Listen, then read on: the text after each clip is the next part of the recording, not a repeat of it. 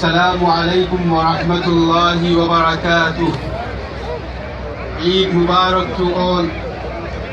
تقبل الله منا ومنكم.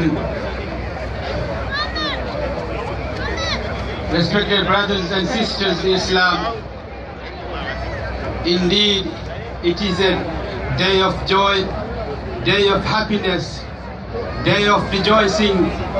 Allah subhanahu wa ta'ala has given us this day as a day of jaza, day of reward from Allah subhanahu wa ta'ala for those who kept fast in the month of Ramadan for the sake of Allah subhanahu